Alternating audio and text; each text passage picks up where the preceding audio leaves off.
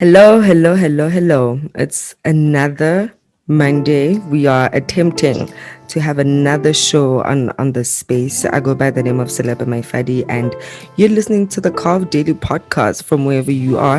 Thanks a lot. We are Carve Africa on all social media platforms.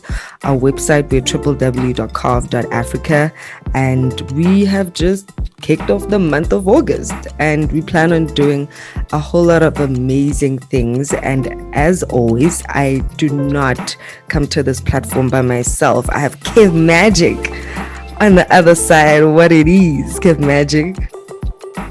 What it is? What's up? Get ink. Come on now. It's a Monday. What's today's date? It's the 2nd of August. Yes. Happy Women's Month, Kat. Happy Women's Month. We're definitely gonna have so much fun this month, especially around the conversations that we're gonna be having and the guests that we're gonna be having on our Baby Nyana show. So I go by the name of Kevin Mohoni, Kev Magic, Snap Your Fingers, what's Slam Dunk Season, Mr. Rainbow Hugs, everything. Come on, Mr. Rainbow Hugs, what it is. Yeah, I'm definitely feeling today. I had a good start to my day. A good, not a wow start. And yourself? Yeah. I had a surprisingly good day, apart from how triggered we have all been as a society. The end of the week, the loss of Shona Ferguson and some of my other colleagues, the loss of their parents was just like such a triggering thing for me that left me literally broken.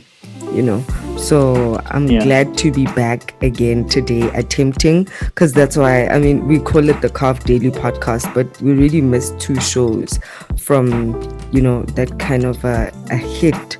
And I think just like how everyone goes through it, like in the Olympics, if someone who worked as hard as they do to be on the Olympics and represent their country, but feel that they need to prioritize their well-being, just and dip out on doing a show, then rona re bomang.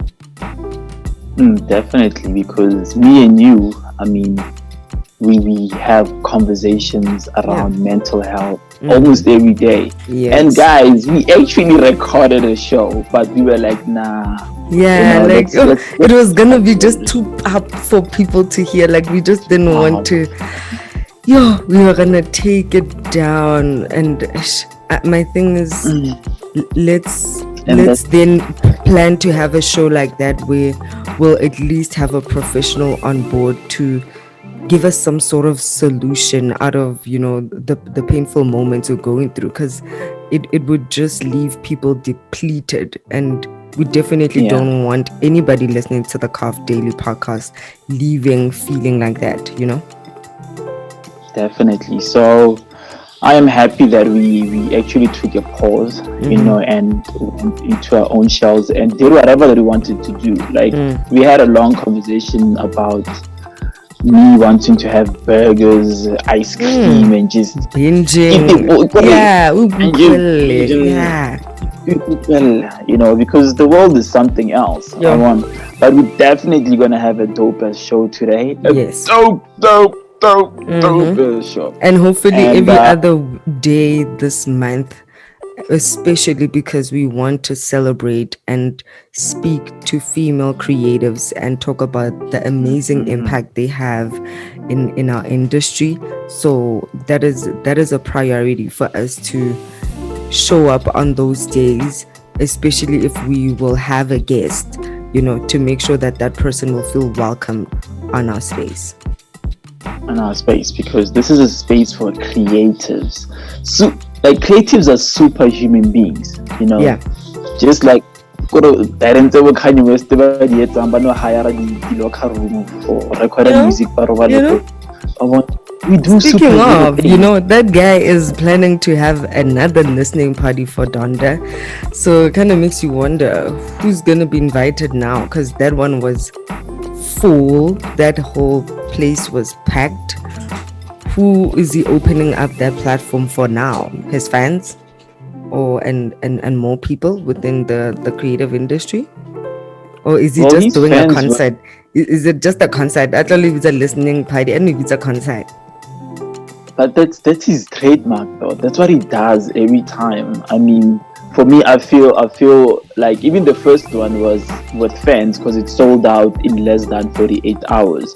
So I really hope maybe a young, Jay-Z, Beyonce appearance, Niana, if he is still gonna be on the album, there will be like massive for Kanye, and everybody that he's featuring on the album with 2 Chainz, because 2 Chainz had to record his verse when he was still called Europe. And Bamotor, record your verse now. You're gonna be on Kanye's album, and he didn't finish the verse on time. I guess that's why the album got delayed as well, or there was other reasons. But I hope that the same people we saw, plus Beyonce and Jay-Z, there will be like the moment for Kanye. Definitely the moment. I don't want to lie. Right?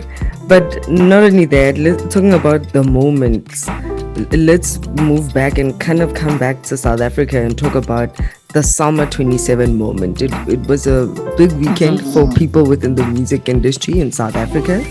And we all know that a lot of people have mixed emotions about the summers. And the last time we spoke, we said, yeah, we'll be watching and we will be ready to come back on the show and give feedback. And we do actually want to talk about the serious music business side of things, and we're gonna have a professional to come and have a chat with us on that. But just as a review, a quick pan at what happened. What's your take on it? We still have a long way to go. That's my take. We still have a long way. Production, or in terms of like what? In terms of production, I think that's production makes any award ceremony, because it's a celebration of the arts, not only music per se, but we get to see people wearing the red carpets. But there was a red carpet that played on the Real Composer that kind of digitized the people into some virtual something. So they try to be creative, but in terms of the actual show, the actual show, because some people say we cannot compare South Africa to the States or overseas market, but South Africa is also the market, like a market for people that are overseas. Because if you have artists performing overseas, getting signed by these major labels, when they look at our award shows, they need to see that South Africa is actually kicking butt. So what we saw, people were making fun of the production, but at this stage it's like Gen 8. I think they used Live Amp. Isn't that like the Live Amp studio?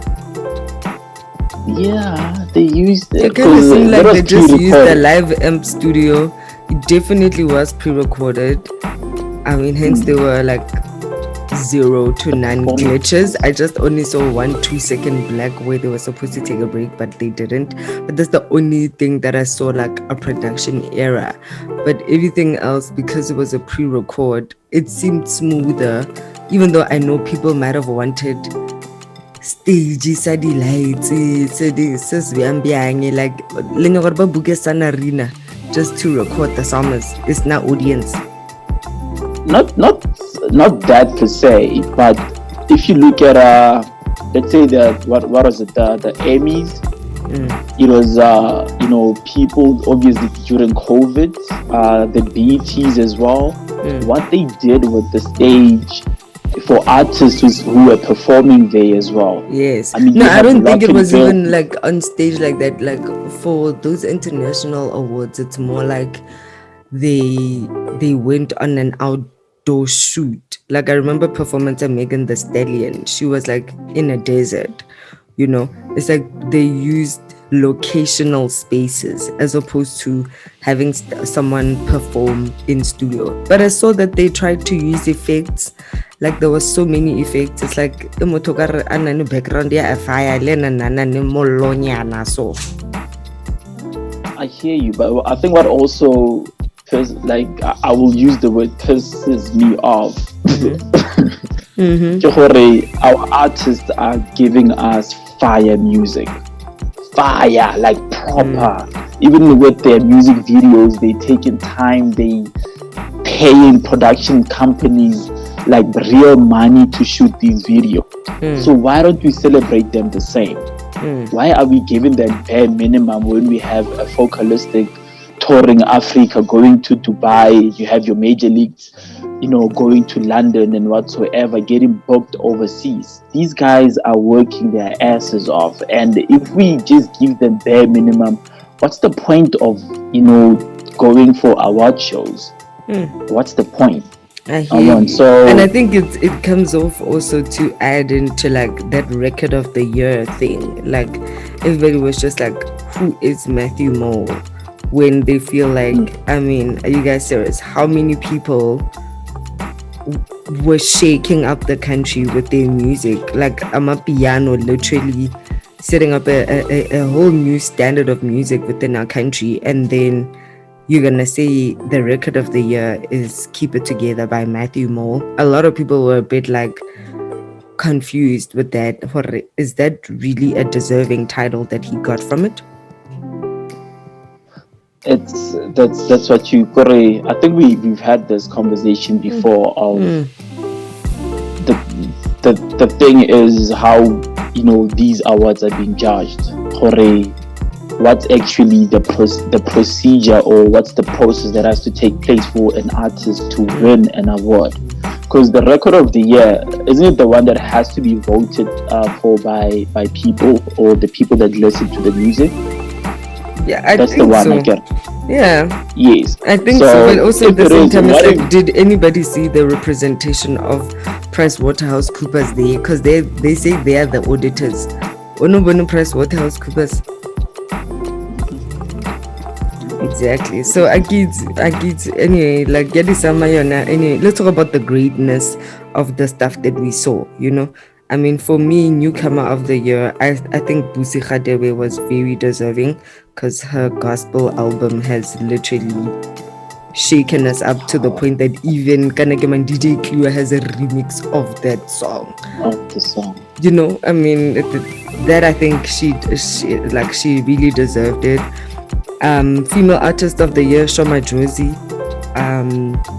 I think that was also worth it, as well as Kabza De Small, because I mean, since the lockdown started, what has Kabza not done, Yeah. And I think it was also just refreshing to see Shoma Josie as well take that traditional album as well, kind of just showing the diversity of where the country is going in terms of recognizing traditional music. And I guess when she made the album, she made it very traditional, to move away from like, it's not like your normal radio hits that you hear of Shoma Josie everyday tracks, but she paid homage to her, her language and her culture, and and working with the greats within traditional music. It just I think it was just deserving to just say, finally a young person feeling bold enough. It would be nice to see a young person. I heard Baramashaya Buka is back, and I think he's gonna come with a fire album that is probably gonna be like Maskandi, and is going to highlight his culture in that kind of way. You know him, right? Yeah, I know him. He's one person that I thought was gonna be in signed by a major label overseas, because his sound and how he, his visuals as well, totally moved the culture to a different level. So in terms of Shoma Josie, the features that she also had on the album, the likes of Dr. Thomas Chauke, it's actually important that we represent ourselves and where we come from. And what I've noticed is I barely saw any indie artists on these categories. I might be mistaken, but majority of the artists that were nominated is artists that are signed to major labels. That's another thing that I saw. So is Big Zulu signed onto a label? no, Big Zulu is not signed to. I think his singles helped him. He had a very very kick-ass 2020, and he's not. I don't know. He's not signed to a major label. King Inkabi Records, that's his record label. I want. So the other artists, Nasty C, he was the only proper running hip hop artist last year. Let's just be honest. So we just have to give it to him. He was basically running alone, and I saw Elaine also won. She had an amazing most streamed artist or most streamed single. Yes, and which was quite shocking because I thought that would be Jerusalem. Yeah, but so I was like, yeah, how? Americans love Elaine. The way her EP went. Yeah, but Cristiano Ronaldo created a whole anniversary video party, whatnot, at Jerusalem. You know how many people? He's the most followed person in the world. She won, so we can't really. Yeah, I mean, hey, I'm not complaining. She's a girl from Pretoria. And from Bitori to the world, we love Elaine. We love that the world is supporting her. And trust me, I'm not trying to take away any of that. And another person that we really want to and should be giving a shout out to on the show is Lerato Kunutu, who was the overall voiceover artist for the Psalmist. It feels so good to have your friend be on that kind of space and see her doing so well. Family. So yeah, seeing someone from the Carve family do something so amazing, it's really so the energy, I think it's contagious and we love to see it, and we just really wish for her to excel even more, and she did a stunning job. So well done to you, Ray. Yeah, also shout out to the host. I mean, Bonta and Lawrence, they held it down. So sure. I just pray that if they get another opportunity, production, please take care of your artists. Please take care of. They have no say in that. They just talent. These production companies should represent the artists. Yeah. Because people are very tired. We are a talented country. We're taking the creative space by storm. If South Africa dropped something major, I remember when P Square was in the country and we were hosting the MTVs. One of the brothers was like, South Africa is killing it when it comes to to award shows and all that, and I pray Nigeria would do something similar. Meaning, we need, people are looking at us. So shout out to the Summers. It wasn't as bad as people tend to make it sound or be. It went both ways. So shout out to the Summers. Yeah, I'll give it a 7 out of 10. 7. Okay, that's a high score. That's good enough. You pass it. Pass mark. You pass it. You can feel at this point. Let's move on, because I know that there are a couple of other stories that we have to jump into. I mean, I don't know. Do we want to jump into Uncle Sho? Hey, I think it's our head, and it's our head. We speak. We will speak about it.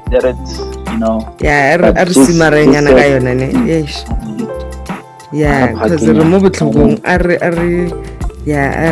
was subsiding, and then I saw her Somizi and Mohale are trending because Mohale is accusing Somizi of abuse, and apparently it said that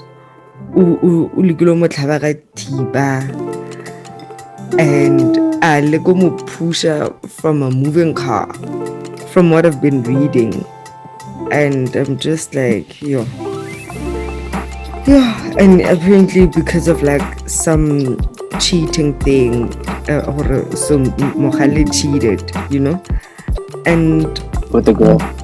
I'm joking. yeah, I read singing. No, you know, but the hands out how they Yeah. It's always very difficult because we were not there. No staying. You understand? So it's one conversation we have to be very careful of. Because I could say me and you are in the public space because because people are listening and that's our judgment from what we're coming and saying. And we're saying allegedly because of what we read. And for people that are ignorant about, abuse, they will be asking questions like, why now? Like, why I talk never know. Yes. People need to understand, abuse and why people that are in abusive relationships, normally, not funny enough, but they normally go through the same path of let me wait this out and see what's going to happen, and then it happens again. Let me wait until they're fully ready to speak about such things, because abuse is not something to play with. People die, people lose themselves mentally and all that. So I just pray and hope that we get to hear, both stories and see where everything went wrong, because they had an amazing wedding. They had an amazing wedding. So I better too. Even the I don't know what legend, but I shoot that now. I will shoot the story after that breaks down this, and maybe Buffet to closure, as maybe in the same way as they got to let them into their love story. I think sometimes as the public, they kind of need that, because it's like, oh, Mara, when you were getting married, or not promote every day, or regret show maxi, and celebrate your love. Are you gonna sit down with us again? Do we, as the public, should the public feel like they deserve to have that specific closure?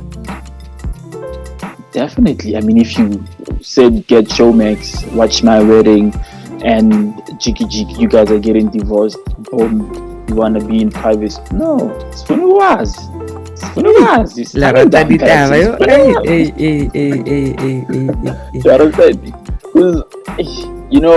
I think it's also proper, because if you're allowing people in your space and you're willing to tell them what actually is happening in your relationships, it kind of helps you in terms of we don't want to have Koningani situation, the same babes and Mampincha situation, and we see the physical side of things.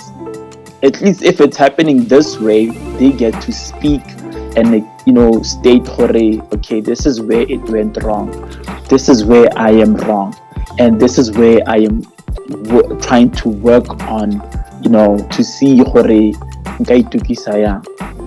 so we'll see what's happening with them. We'll see. We just put a comma there, question mark. Because there's no one that's perfect. Money cannot hide your flaws. Somewhere or the other, whatever that's messed up about you will come into light.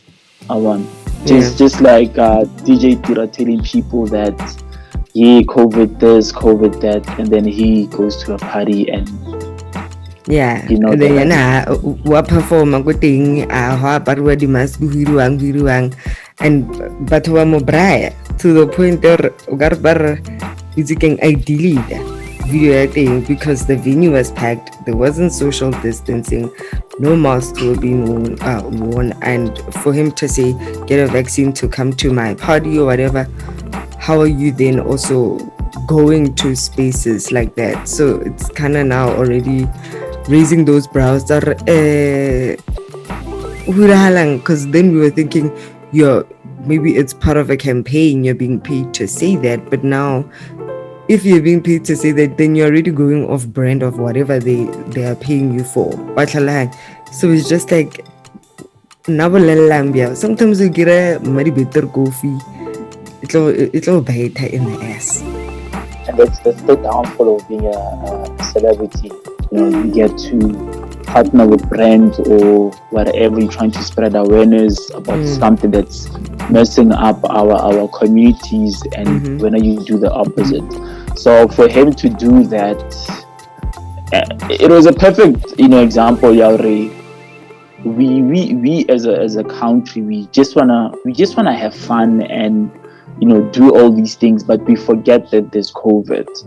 Yes, you're an artist, you haven't been getting gigs because lockdown, heavy restrictions, and you finally out, you just want to celebrate. But even the venues, they're not as cautious. Venues are not cautious.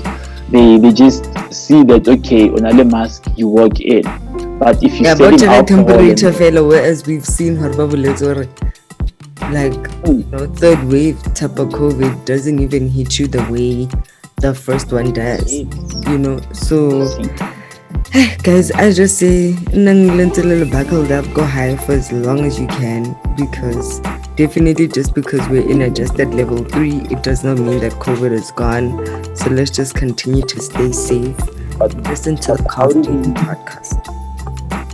Yes, listen to the Carve Daily podcast. But question again to the daily podcast, how do people not go to groove?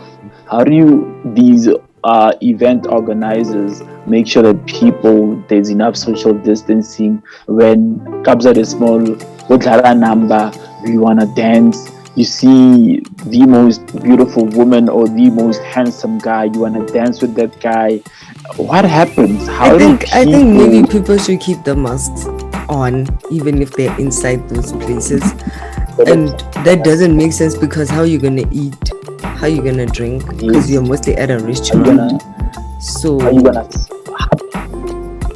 happily, how are you gonna bindo, happily diketle nobody happily when I'm at diketle matsaking tumanto tse go bolona. I mean, I don't know. For me, I don't really pass judgment at the people that are actually out there and enjoying themselves. Like, I think I'm okay with just like maybe having that fun limited at home, and trying to stay as safe as possible. Like, I don't have FOMO to be within those large spaces. I love festivals, but I'm pretty sure that I will go to a festival when all of this has like died down. Like the club or the restaurant that the gombazang. No. Yeah, the restaurants are gombazang katlahanya. Banaba mentioning wabona, and the entertainment industry is suffering. But yeah, I don't know how long it's going to work, because we don't want to see ourselves back at another level 4 and then we're back at adjusted level 3, etc., etc. We can't be having that. So yeah, okay. It's tricky, Yana, And the other thing that I saw was somebody asked the question, Yaure, if Kanye, Drake, and Nas drop on the same day, who are you gonna first? Kanye, who and who? Kanye, Nas, and Drizzy Drake. Oh no, it's a no-brainer for me. I go with Aubrey all the time.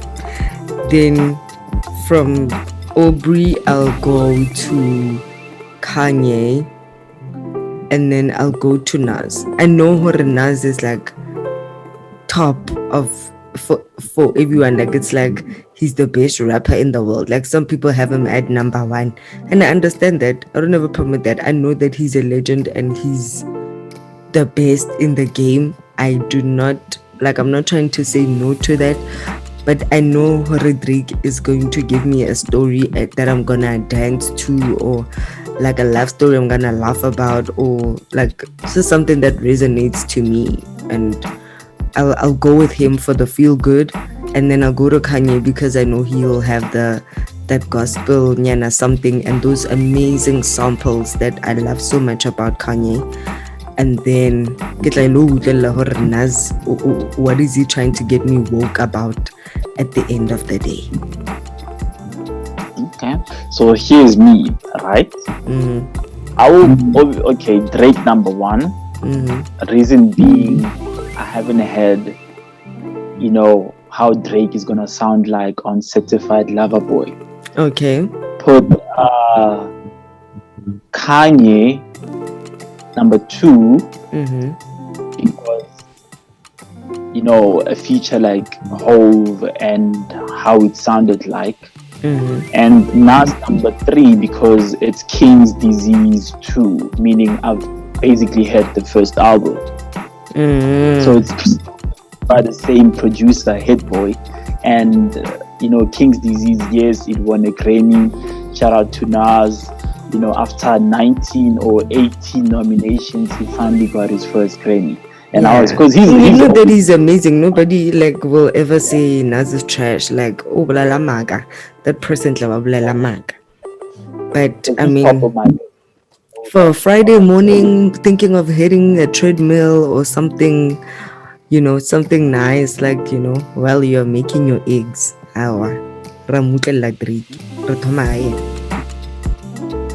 Mara Certified Lover Boy nka re tlo kolota di batho ka matlapa.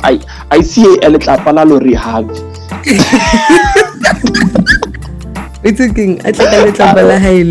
We are ready to hear whatever Aubrey has to say. And you know, another interesting thing that I saw happened over the weekend, was it on the 30th? It was the radio awards, you know. It happened on Friday. They did an online ceremony, and that was hosted by Loyiso Madinga, and there were basically 80 winners, and 30 categories with people within the radio space were celebrated. And you know, for me to see that kind of story come out, it just shows me, I guess, the power of radio. I mean, we're here doing a podcast because we see the vision of being part of the radio world, you know. And I think seeing awards like this will continue to remind you that the radio will never be killed by television.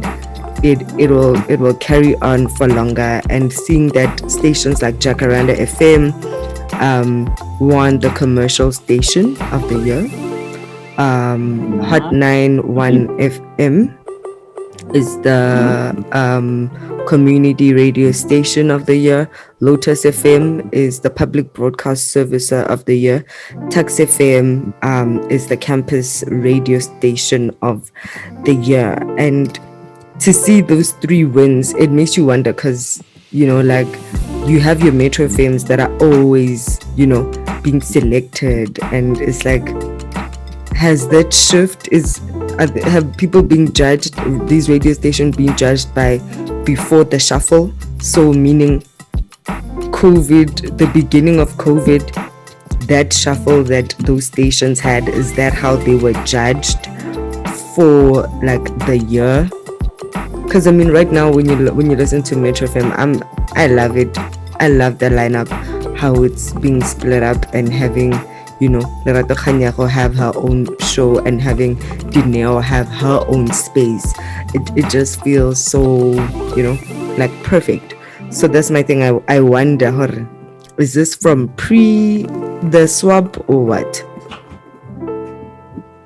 Obviously, it was pre the swap.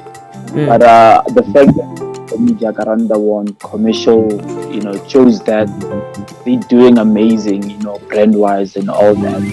Because I know another station that was killing. I think it won previously was Kaya FM because of what they were doing with the radio station. So the fact that Jacaranda is also in that conversation whereby people think, oh no, Jacaranda this, but it's moving with the times as well. So shout out to them.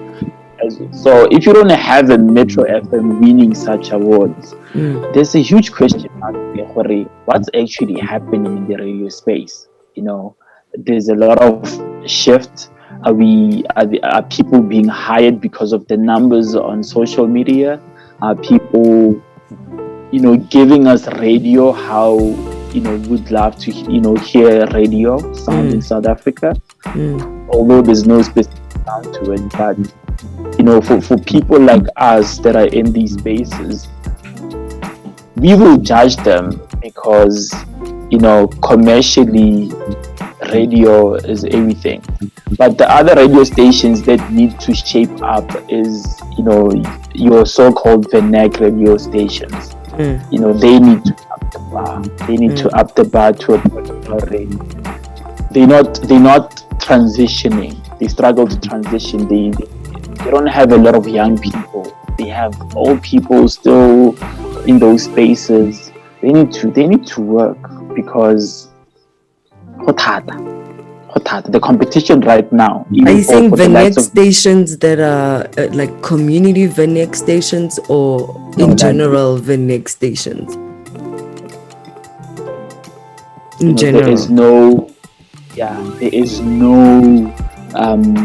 young people that are new voices. What do you mean? You have your Tumi Moragas there, Gomo Tweeding FM. Yes, but Tumi, how old is Tumi Moragas? Okay, I hear what you mean. I hear what you mean. So we just need younger broadcasters. But I think it's because they spend so many years in the community radio stations that, those kind of like on-air personalities, when they make it out of that community station, they're really like seasoned broadcasters that somewhat qualify to be on a commercial platform, Yeah, I hear you. But what it's I'm like just saying is, but at least more Metro FM, like, we get to see like your DJ Sabbies get to YFM, and while they're still young, get onto Metro, but maybe there's a shortage in, Vernac platforms really looking at all the community radio stations that are Vernac in their language and being able to propel them into those spaces. Maybe right, the market as well, because so you'd rather listen to somebody. But like segment that's like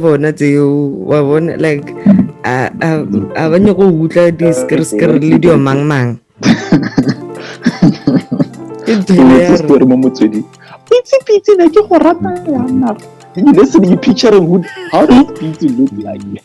Exactly, go my wiki. Like those storytelling things, like those shows are lit, and yeah. But I just wanted to highlight that it's something that I think is a motivational touch to what we can speak on for today, just to say it's Monday, a motivation and what we can look at, But, guys, I'm so sorry. Today I'm in the weirdest location ever that is not even trying to be mindful of the show, because I have a 5-year-old running up and down, opening the door and closing it a million times. So every time you hear that, please don't think I'm being unprofessional. You know how kids can be. So yeah. Nah, it's all good. It's I'm all just good. saying, like, It's I'll just say it's all good. Let's let it slide for today. Yes, but I think for me, another thing that came up is that, there was someone, his name is Tulani Mashia, and he received the Radio Awards bursary. And I think it would be interesting to know what Tulani is going to do with that money to propel himself within the radio industry. Is he gonna go to school? Like which school is he gonna take? Is he gonna do like sound engineering, or is he gonna try to be a journalist? Like, what's the vibe there? And I think it would be interesting for us to find out about that. And I don't want us to give away too much about what we're gonna be having in the month of August and who we're gonna be having. So I think we should end our show before we get too carried away. Well, definitely, it was good start to the week. One thing I love about our show is that it feels like we're reading a book. You know, they say like when you read a book, you get to educate yourself, you get to know about things. So that's us here. We're reading a book. Maybe we should introduce that. Yeah, a book session. Club. Yes. Oh, honey, this show is just bringing out all the dreams that Carve would like to reach, and I think it's such a beautiful thing because we're gonna just continue to grow and see more opportunity by just having this podcast. But one final thing, the Weeknd is on the cover of GQ, the first ever global issue that GQ has ever had, and I think that's a major one, and shout out to him. Yeah, he is definitely killing it, from leaving OVO to dropping top charting albums, awards, and he's killing it. And apparently in there's also 21 emerging artists that have been nominated by the global editions of GQ that are featured in there, like the voices of the future. So I think as a music lover, you should be going out there and getting this and seeing all those 21 emerging artists.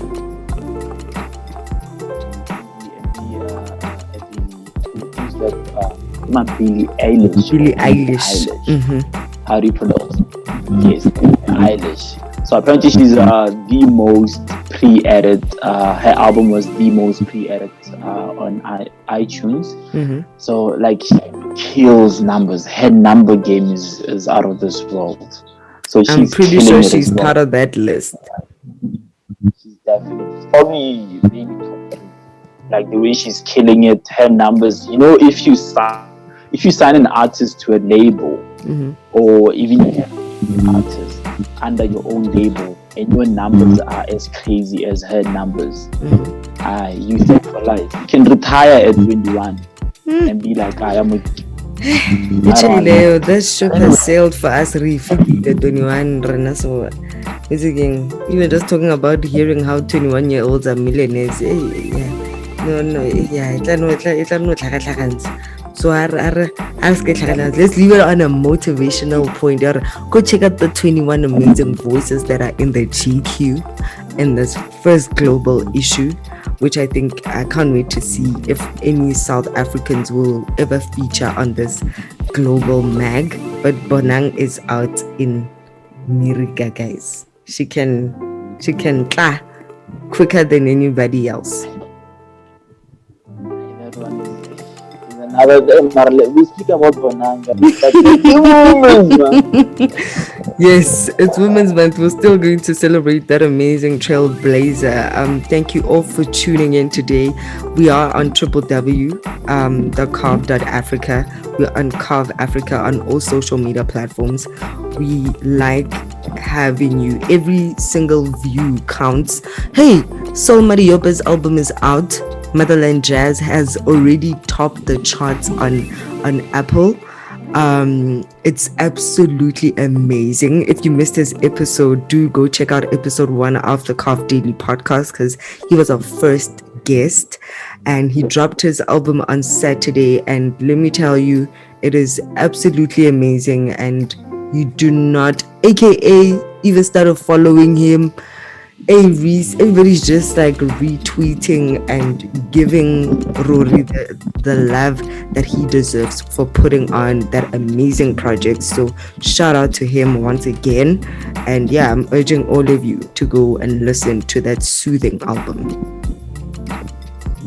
Let's go, guys. Mother Ninjas referred to #1 album on iTunes on the jazz charts. Nah. How crazy? Yeah. So shout out to Amazing Soul as well. So listen to the first episode of the Carve Daily podcast. So how are we wrapping up the show though? How are we wrapping it up? Are you just gonna yeah, I mean, from myself, Selepe, Maifadi, and Kev Magic, who is sounding a bit groggy today. I don't know if it's my network or his or what, but we will come again tomorrow and we will continue to grow on this space. So if you hear us digging here and there, forgive us. We'll continue to try to have a better show every single night for you. We hope whenever you're listening to this, if you're a 3 a.m. person and you're up right now, good morning. But if you are part of us, the masses who's sleeping at 10, then good night. So shout out to everybody. We love you. Happy Women's Month again. Let's get it. Let's have fun.